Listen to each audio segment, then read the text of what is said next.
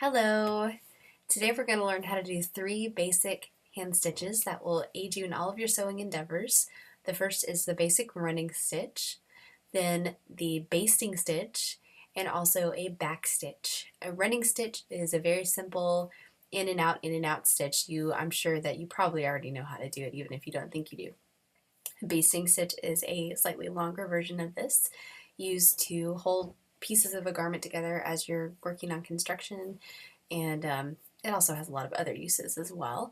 And then there's also the back stitch, which is a slightly more sturdy stitch that holds things together nice and tightly, and it can also be used in embroidery. So without further ado, here we go.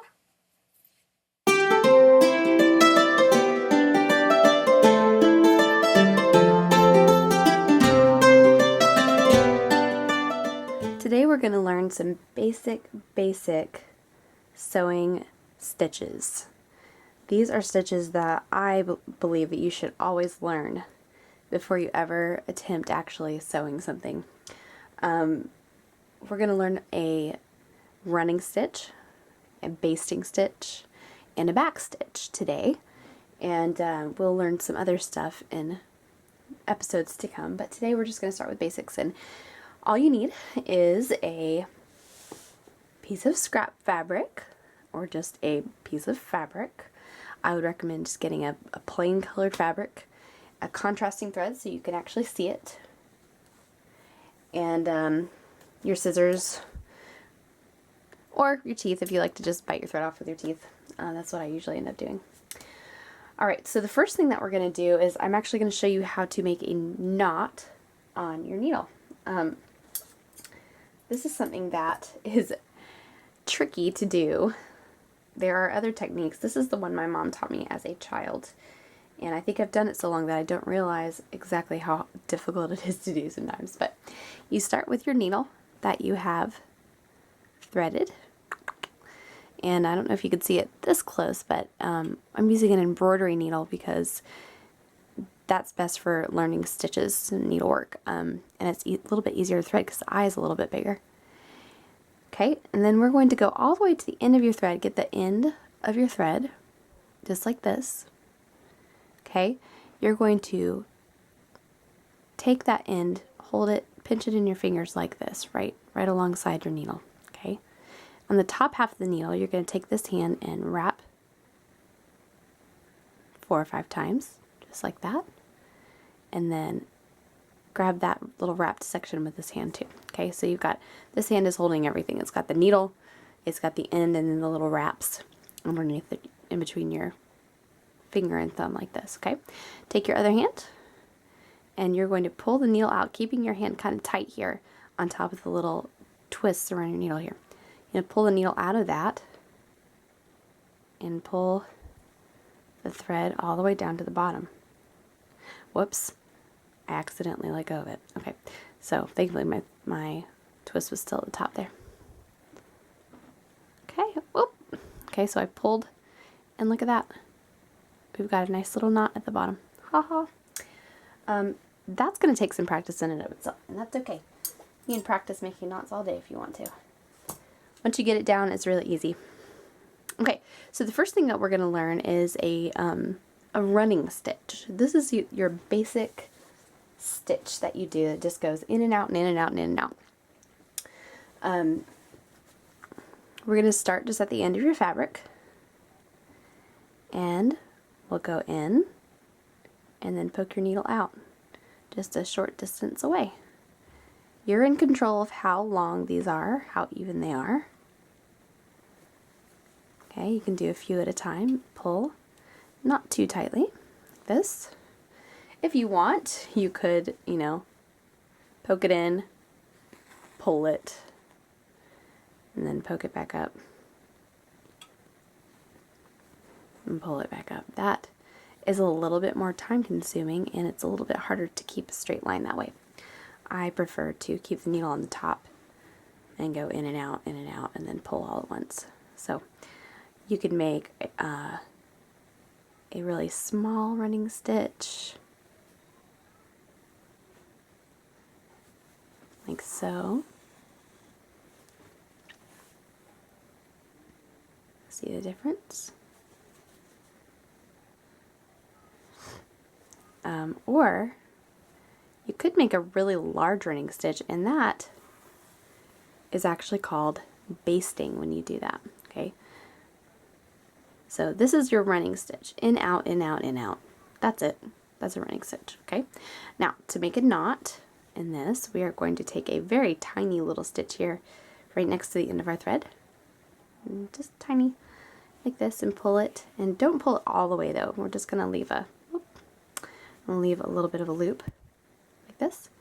And then we're going to go through the loop once and through the loop twice and pull, and we've made our little knot. And since we're just practicing right now, we don't need to hide that or anything. Just clip it off. Okay, so that was the running stitch. So let's do the basting stitch next, because it is basically just a large running stitch.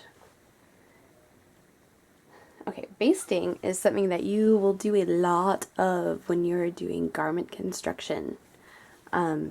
It's a very important step that a lot of people skip, or people will do it by a machine when it's better to do it by hand. So a basting stitch is a large stitch. If you look inside of a tailored garment, typically the stitch is about maybe 5/8 of an inch long or so, up to half of an inch, or sometimes smaller if need be, if the fabric dictates. Okay, so basting stitch, very easy. Very, very easy. Typically a basting stitch is used to tack something together before you actually sew it with your sewing machine. So it holds things together a little bit better than pins would, and then you don't have to bother with the pins anymore, which is really nice, because sometimes pins can be a little tricky to sew around and deal with. Really helps to make your garment, your finished product, look better. Another use for a basting stitch is when you are gathering something. So if you need to do a gathered skirt or a gathered anything on your garment, you would use the basting, or the longest stitch on your sewing machine, and then pull it to make the gathers, like so. Alright, so let me straighten that back out. I'm going to do the same thing, little tiny stitch, leave a loop, go through it once, twice. Okay. Alright, so that's basting. Okay, and the last stitch that we're going to do is called a back stitch. So I'm going to do another knot, pull it down. Alright, a back stitch is something, if you're going to hand sew your very own garment, you would probably use a back stitch because it's a very sturdy stitch. This is also used a lot in embroidery. Okay, so a back stitch is a little bit different. You start the same as a running stitch, you just go, down and up, but instead of going forward, you're actually going to go backwards, back to the beginning of the last stitch, and then come out a little bit ahead. See that? Okay, so then you pull it. Whoops. Okay, so you got a stitch there. Now you do the same thing again. You're going to go back to the beginning of that stitch and ahead. Back and ahead. This is the closest thing that you can actually do by hand to machine stitching. And it makes a solid line. See that?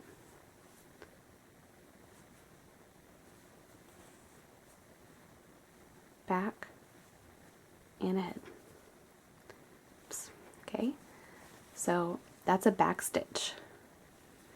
For the back stitch here, since it leaves kind of a gap, we'll do our knot on the underside. It doesn't really matter right now though, since we're just practicing. Okay. Alright, so You can see we've got our running stitch, our basting stitch, and our back stitch. Okay, if you're serious about really learning how to sew well, it would definitely benefit you to practice these 3 stitches and all the other stitches I'm going to teach you, but it's really important to get a good steady hand at hand stitching and hand finishing so that you can really make a nice garment.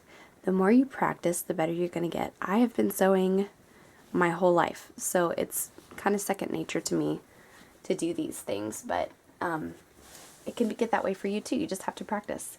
So get out some fabric, get out some thread, and just sew and sew and sew and sew and sew until you get a nice steady hand and a good feel for it. All right, I will see you next time. Bye.